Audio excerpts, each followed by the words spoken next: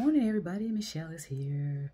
Today is Sunday, and we're getting closer to June, month of June.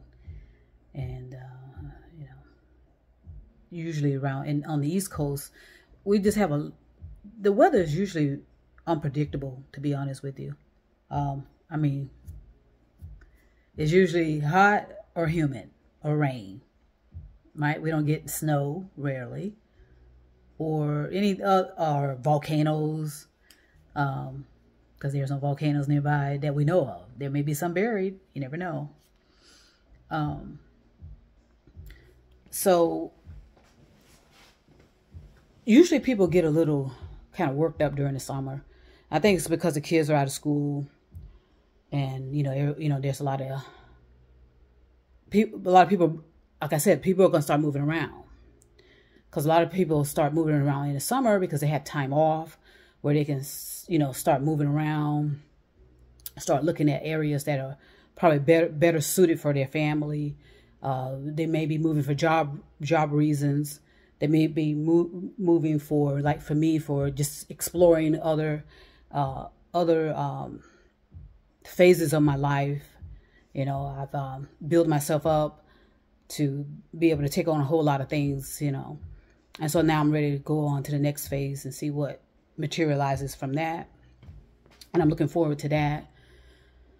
So a lot of things, but I'm not sure about the temperatures over there in the West. I think they get extremely cold, because the weather was weird over there in the West this year, with the surging floods, snow, the melting of the snow, and blah, blah, blah, blah, blah.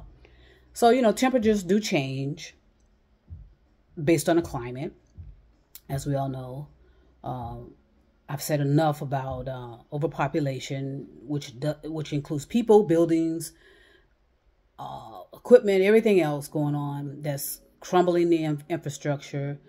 We got the climate, and the temperatures are, fluctuates. Some go extreme, some don't. Like over here, there's just some areas experience extreme weather. And some didn't. So that's just how it is, and remember, this planet is moving, whether we are aware of it or not. There's a pole shift, whether we are aware of it or not, because remember, it's the gravitational pull that keeps us grounded, so to speak, on Earth. If it were not for that, all of us would be drifting in the universe somewhere. So in other words, there's things that go on behind the scenes that we have no idea what's going on. And that's unfortunate for some. And so, some of us just have lost touch with reality. And we just need to accept it and be gentle about it with yourself. But I suggest, as soon as you can, invest in meditation, invest in whole body meditation.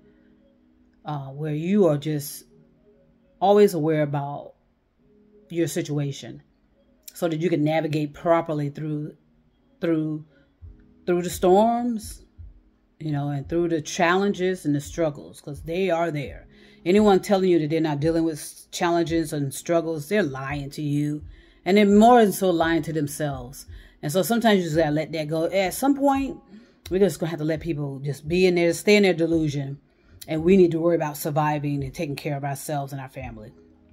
Allow people to stay in their delusion, because a lot of people are, they're just in their delusion, in their beliefs. Okay, and leave them there, and a lot of people have just completely lost themselves, is more so in this virtual reality of the social media.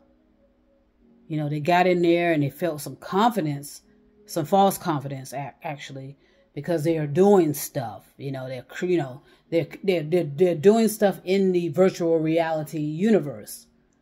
But then when you cut the cord, what's going to happen? And that's what people need to keep in mind. When that cord is cut from the social media platform, then what? What are you going to do? Can you fix anything? Do you have any other work skills? Can you take care of yourself? Can you cook?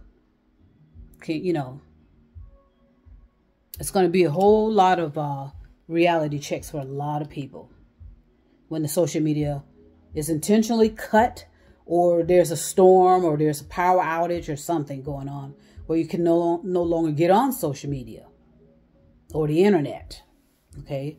And thankfully, I grew up without it. You know, we grew up without internet when I was in my my teen. You know, I think the internet came about when I was in, I don't know. I'll figure it. I think I was in my 30s, maybe. I don't know.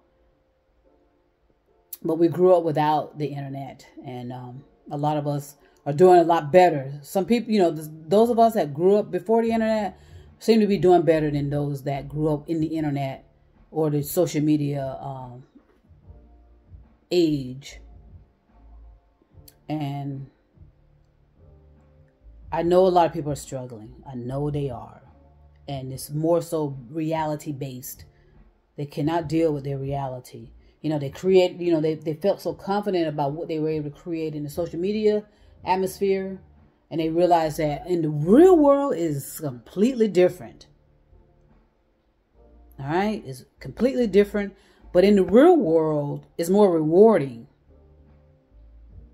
You know, what you create in the real world of reality is more rewarding. Why? Because you're dealing with other people usually. If you're servicing people, that's where you get it from. If you are servicing the nature, servicing animals, servicing the environment. Because the garbage men that come through, usually the garbage men that I've seen in my life are some of the happiest men. Because they usually are men. They're usually some of the happiest people I've come across. They're singing. They're picking up, you know, throwing, and they're very important for the city, the garbage collectors. I think they're more important than the internet, to be honest with you. So, and then during COVID, wow, that was a revelation, right? During COVID, we found out who was essential and who was not, and it wasn't you know, those of you that can create apps on social media. Right? Okay. So we just got to come to a clear perception of the reality of what's essential and what is not. Okay. It's about survival and how you can take care of yourself and save yourself in a case of an emergency.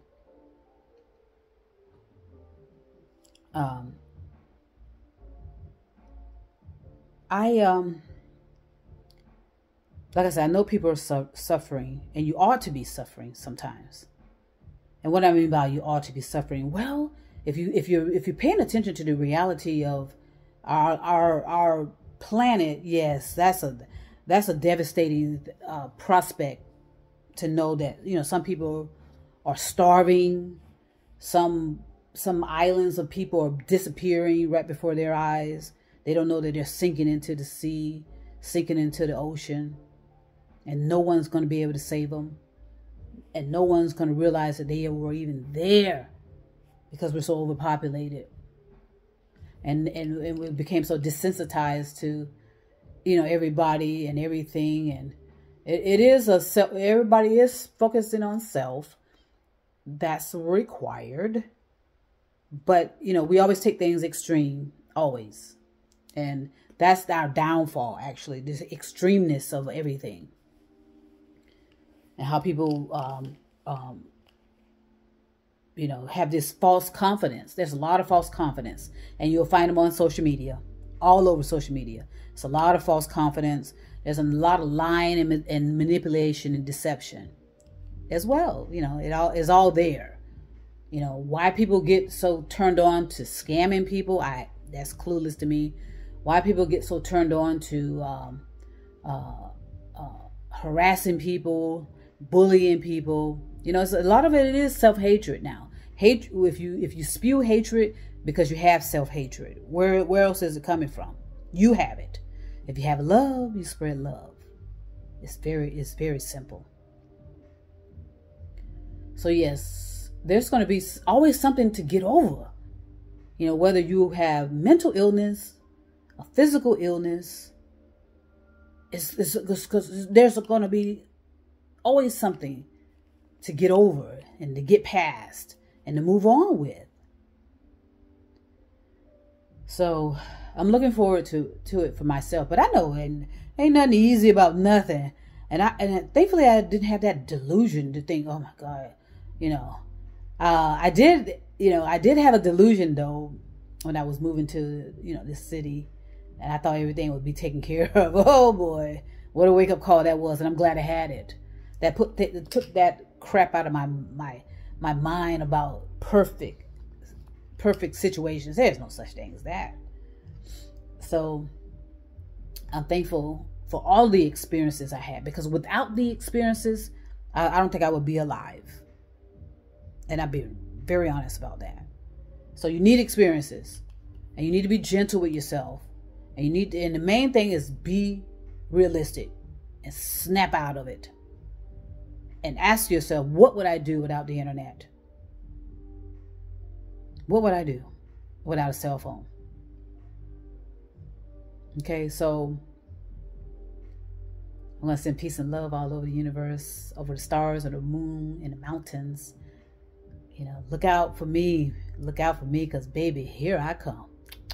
I'm just talking. But when it's time for me to go, it's going to be time for me to go.